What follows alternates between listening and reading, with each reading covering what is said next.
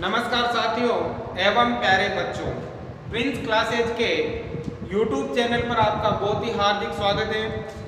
आज की क्लास में हम पढ़ेंगे संख्याओं की विभाज्यता यानी कि भाजकता के नियम पढ़ेंगे हम। भाजकता के नियम क्या होते हैं? कोई संख्या किस संख्या से पूरी बार विभाजित है, इसका जल्दी पता करने के लिए हम पढ़ते हैं भाजकता के नियम। क्योंकि बड़ी संख्याएं जो होती है उनको हम देखकर यानी कि जल्दी बता सकते हैं कि ये वाली संख्या, जैसे ये संख्या बड़ी संख्याएं हैं, इनको देखकर ही आप बता सकते हो कि ये संख्या किस संख्या से विभाजित होगी, मतलब किस संख्या का इसमें पूरी बार भाग जाता है। तो इस वाले जो पॉइंट है इसको आप बहुत ही अच्छी तरीके से समझें, क्योंकि भविष्य में हमेशा ये वाला पॉइंट आपके काम आने वाला है। कंपटीशन, अगर कोई बच्चा कंपटीशन वाला है वो भी इनको विशेष तौर पे देखें, क्योंकि गणित में ये वाला पॉइंट बहुत ही महत्वपूर्ण है। तो आइए शुरू करते हैं। सबसे पहले 2 से विभाज्यता, मतलब 2 का भाग पूरी बार किस संख्या में जाता है। तो सबसे पहले देखो परिभाषा है, यदि किसी संख्या के इकाई के स्थान पर 0 हो, 2 हो, 4 हो, 6 हो या फिर 8 हो में से कोई अंक हो तो वह संख्या 2 से विभाज्य होती है। मतलब कोई संख्या है, अगर उसके अंतिम अंक मतलब इकाई वाला अंक, जैसे ये इकाई दाई से वैसे इकाई ये वाला अंतिम अंक इकाई वाला अंक, इनमें से कोई एक हो, या तो 0 हो या 2 हो या 4 हो या 6 हो या 8 हो, तो उस संख्या में 2 का भाग पूरी बार जाएगा। ये है आपके 2 से विभाज्यता का नियम। जैसे देखो यहाँ पर संख्या है 412। अब 412 है तो इसका इकाई का कितना है? 2 है। तो इसका अर्थ ये हुआ कि इसमें किसका भाग जाएगा? 2 का भाग जाएगा। जैसे 16 है, इकाई का कितना है? 6, तो 6 है, इसलिए इसमें किसका भाग जाएगा? 2 का भाग। 20 में इकाई का 0 है, इसका मतलब इसमें किसका भाग जाएगा? 2 का भाग जाएगा। 718 की इकाई का कितना है? 8 है, इसका मतलब ये 2 से विभाज्य है। आप भाग देकर देख सकते हो, जैसे 412 है, 16 है, अब हम 2 से भाग करेंगे, 2 का पहाड़ा 8 दूनी कितना होता है? 16, कितनी बार जाएगा? 8 बार, और शेष क्या बच जाएगा? 0। 20 है, इसमें भी 2 का भाग पूरी बार जाता है। देखो 2 एकम 2, 0 है तो यहाँ 0 लगा देंगे, 10 बार जाएगा। 718 में भी 2 का भाग पूरी बार जाता है। तो आपके पहला जो बिल्कुल सिंपल है, यदि संख्या के इकाई का 0 आ जाए, 2 आ जाए, 4 आ जाए, 6 आ जाए या फिर 8 आ जाए, इनमें से कोई एक हो तो उसमें किसका भाग जाता है? 2 का पूरी बार भाग जाता है। आगे समझना। अब देखो 3 से विभाज्यता, यानी कि 3 का भाग किस संख्या में जाता है। तो देखो क्या लिखा है, यदि किसी संख्या के अंकों का योग, तो संख्या दे रखी है, उस संख्या के सभी अंकों का योग 3 का एक गुणज हो, 3 का एक गुणज मतलब 3 का उसमें भाग जाए, तो वह संख्या 3 से विभाज्य होती है। वह संख्या 3 से क्या होती है? विभाज्य होती है। जैसे फॉर एग्जांपल 21 है, आप 21 की संख्याओं के योग करेंगे, 2 + 1 अंकों का योग करेंगे, 2 + 1 कितना होता है? 3। ठीक है। अब बेटा 3 का गुणज है, मतलब 3 का भाग इसमें जाता है। इसका मतलब 21 किससे विभाज्य है? 3 से विभाज्य है। जैसे यहाँ पर अगला नंबर है 27, अंकों का योग करो इसके, 2 + 7 कितना होता है? 9। ठीक है। और 9 3 का गुणज है, मतलब 3 का भाग जाता है 9 में, इसका मतलब ये वाली संख्या भी किससे विभाज्य है? 3 से विभाज्य है। जैसे 54 है, तो 54 में भी 5 + 4 कितना होता है? 9 होता है, और 9 का भाग जाता है, मतलब 3 का भाग जाता है 9 में, इसका मतलब ये वाली संख्या भी किससे विभाज्य है? 3 से विभाज्य है। जैसे ये वाला नंबर 7 + 2 + 2 + 1 अंकों का योग करना है। 7 और 2 9 और 2 11, 11 और 1 कितना हो गया? 12। अब 12 में 3 का भाग जाता है, इसका मतलब इस संख्या में भी किसका भाग जाता है? 3 का पूरी बार भाग जाता है। तो समझ में आ गया। यदि कोई संख्या है, उस संख्या के अंकों का योग करें, ये तो पूरी संख्या है और ये 2 और 1 अंक है, ये तो पूरी संख्या है, 7 2 2 और 1 ये अंक है।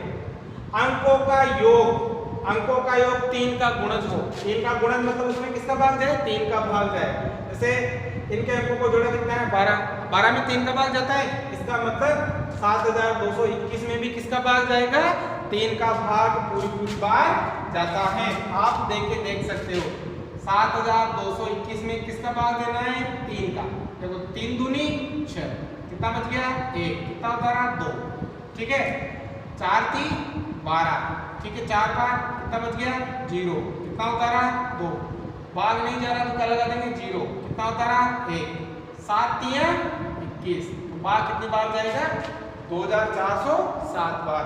यहाँ पे देखो इस संख्या को भी आप देख सकते हो, 2 + 1 + 9, 2 और 1 3, 3 और 9 कितना हो गया? 12 हो गया ना? 2 और 1 3, 3 और 9 कितना हो गया? 12। अब 12 में 3 का भाग जाता है, इसका मतलब इसमें भी किसका भाग जाएगा? 3 का भाग जाएगा। लगा के देख सकते हो। कौन से नंबर पे? 219 में। लगाओ आप 3 का, 7 3 21, पूरी बार भाग जा रहा है, इसका मतलब यह लगा देंगे 0, तो यह कितना उतर जाएगा? 9, ठीक है। भाग 3 3 9, ये देखो 0 नहीं लगेगा, 3 3 9, ये 9 है ना, 3 तो 73 बार जाएगा। आगे समझ में? तो इस प्रकार से ये 3 का भाजकता का नियम है। अब देखो अगला, 4 से विभाज्य था। 4 से 3 या अधिक अंकों की संख्या 4 से विभाज्य होती है।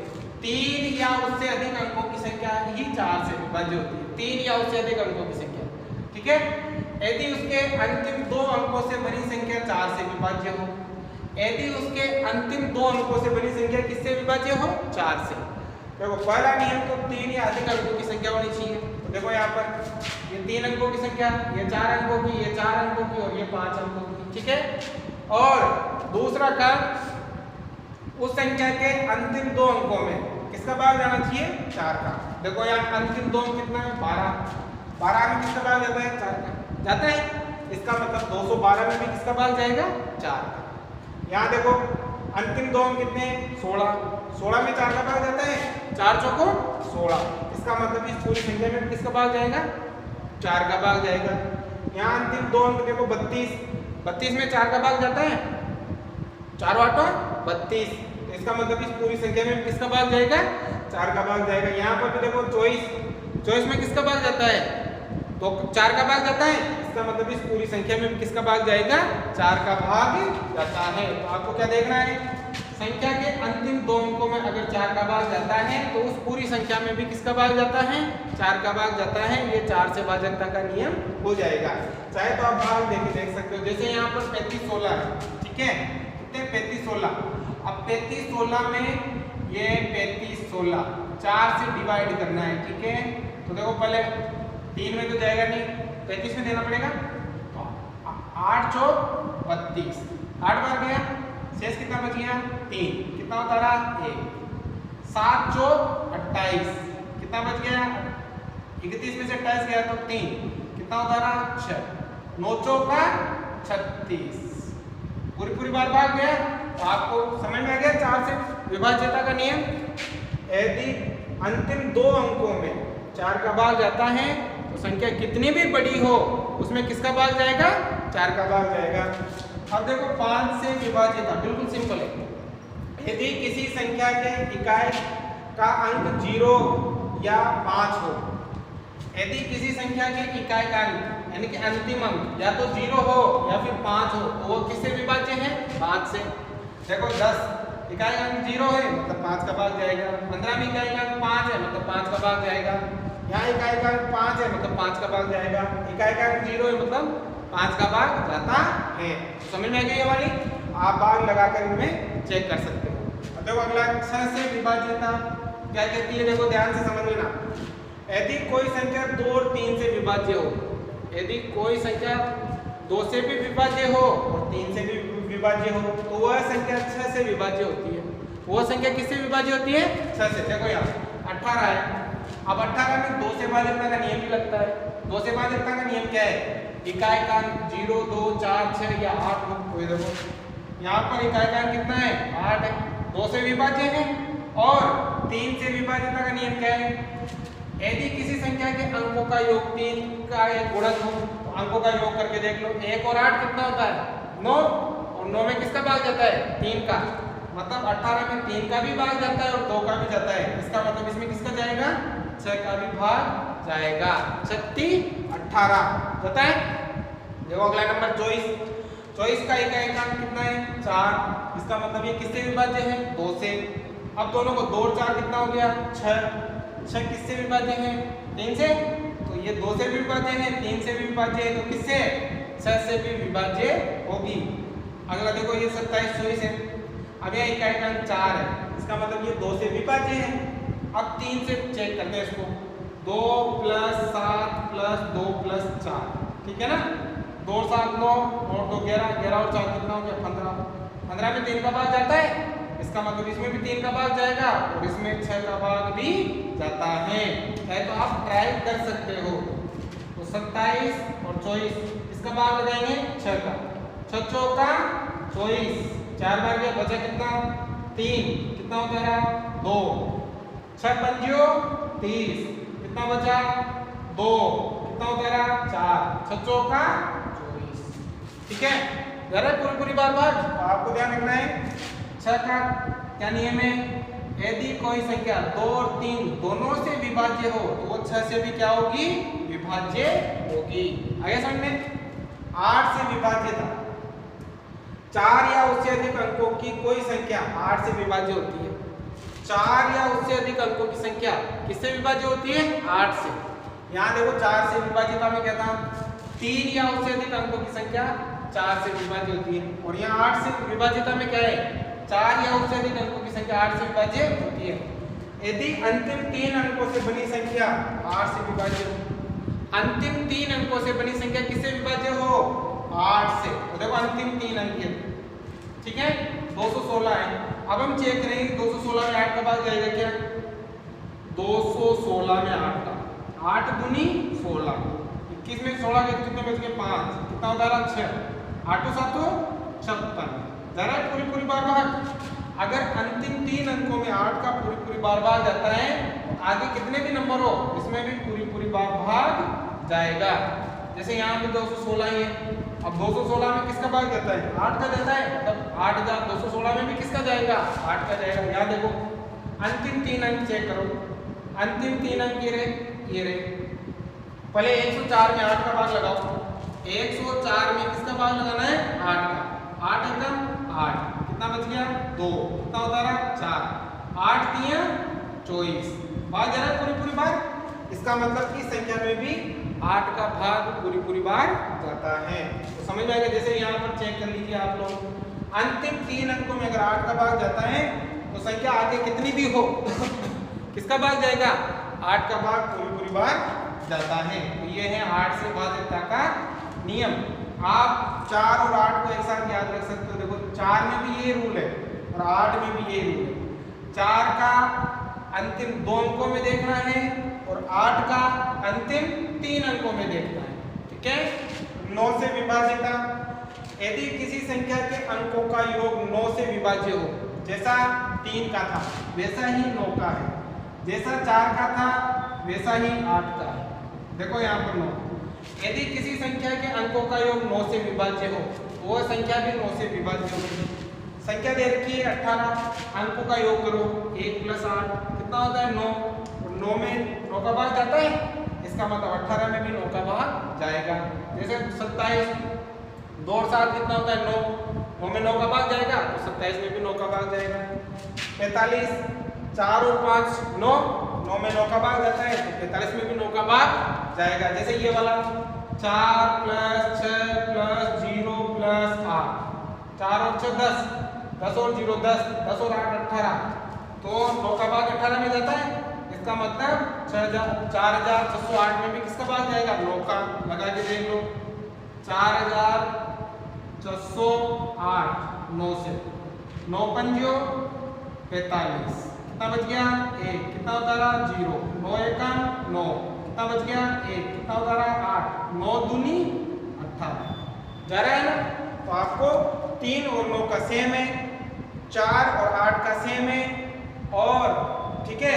तो ये समझ में आ गया आपको। ध्यान से आपको समझने है ठीक है। इसके बाद है आपके 10 और 11 का ठीक है। पहले इनको उतारो 10 से विभाजित बिल्कुल सिंपल है। देखो यदि किसी संख्या के इकाई का अंक 0 हो तो वह संख्या किससे विभाज्य है 10 से। जैसे 50 में 0, यहाँ भी 0 0 0। तो सिंपल ध्यान रखना है, अगर इकाई का 0 हो वो किससे विभाज्य है? 10 से विभाज्य है। देखो 11 से विभाज्य था। किसी संख्या के दाएं से मतलब इधर से विषम स्थानों के अंकों का योग सम स्थानों के अंकों के योग का अंतर, यानी कि उधर से सम स्थानों और विषम स्थानों के अंकों के योग का अंतर या तो 0 आ जाए या 11 से विभाज्य हो, तो वह संख्या 11 से क्या होती है? विभाज्य होती है। जैसे उदाहरण में समझेंगे 308 है। अब दाएं तरफ से देखना, इधर से दाएं तरफ, इधर से पहली जो संख्या है वो तो विषम है, क्या है? विषम। और दूसरी संख्या क्या है? सम। फिर तीसरी संख्या विषम, फिर चौथी संख्या आ जाएगी आपके सम। तो विषम संख्याओं का योग और सम संख्याओं के योग का अंतर या तो 0 हो या फिर वो 11 से क्या हो? विभाज्य हो। जैसे यहाँ पर पहले हम विषम वाला जोड़ते हैं। विषम कौन सा है? 8 प्लस 3 कितना हो गया? 11। अब जोड़ते हैं सम में देखो केवल कितना है? 0। अब अंतर निकालो इन दोनों का, 11 माइनस 0 कितना बचा? 11 बचा ना। 11 में से 0 घटाएं 11 से विभाज्य है। इसका मतलब 308 भी किससे विभाज्य होगा? 11 से विभाज्य होगा। आप करके देख सकते हो। 308 में किसका भाग लगाओ? 11 का। 11 दूनी 22 कितना बच गया? 8। कितना होता है? 8 11 8 88 जा रहा है पूरी बार भाग। इस प्रकार से देखो दूसरा है ये वाला। अब देखो पहले तो विषम स्थान देख लो। विषम स्थान कौन से हैं? 1 है प्लस 3 है ना? कितने हो गए? 4। अब सम स्थान देख लो। सम 3 है और 1 है। 3 प्लस 1 ये भी कितना हो गया? 4। अब माइनस करो, विषम में से सम घटाएंगे। 4 में से 4 गए तो क्या बचे? 0। और अगर 0 आता है तो उसमें किसका भाग जाता है? 11 का। लगा के देख लो।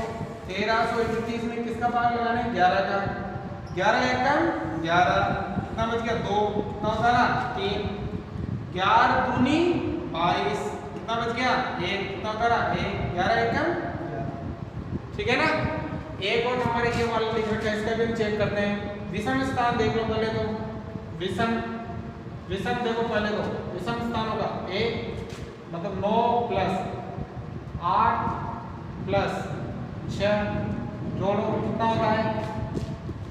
9 और 8 17 17 और 6 कितना होता है? 23। ठीक है। अब सम स्थानों का देखो। सम स्थान 0 और 1 यानी कि 0 प्लस 1। ठीक है, जोड़ो कितना हो गया? 1। अब घटाओ 23 माइनस 1 कितना बच गया? 22। 11 का भाग जाता है 22 में, 11 दूनी 22।